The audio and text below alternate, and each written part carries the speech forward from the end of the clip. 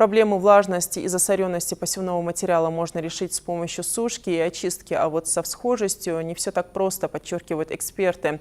Специалисты Россельхозцентра проводят проверку семян под посев озимых зерновых. Вердикт выносят по итогам целого ряда испытаний, проводимых в специализированной лаборатории. Фатима Катиева уточнила основные критерии отбора.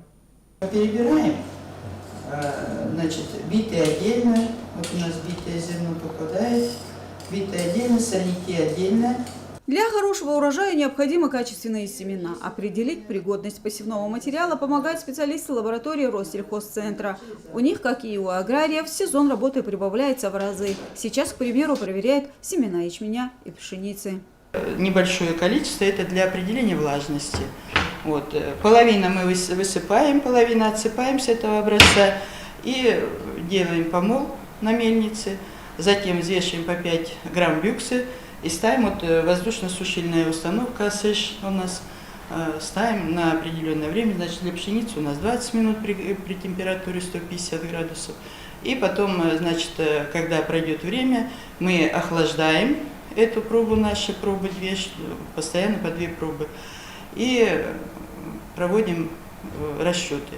Значит, сколько было до высушивания и сколько разница показывает нам влажность. Работа довольно интересная. Чего не видит глаз, покажет прибор. И не позволит попасть поврежденным семенам в отборочные. А чтобы узнать о качестве не наверняка, а точно, необходимо пропустить посевной материал через пару процедур. Мы в этом году аккредитовались в испытательной лаборатории по 5 методикам.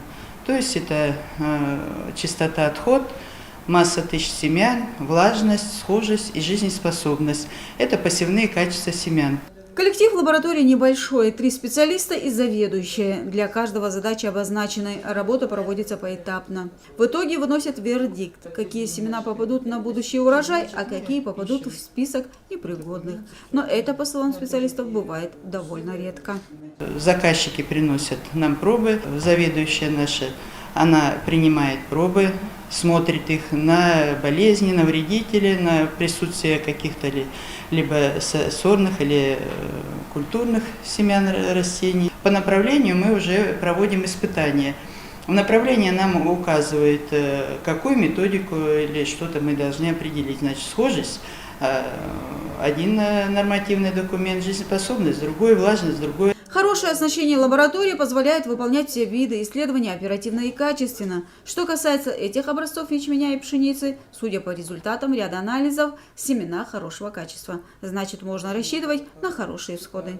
Все оборудования у нас тоже должны, как говорится, мы с утра их проверяем все, без отклонений, все в рабочем состоянии, все.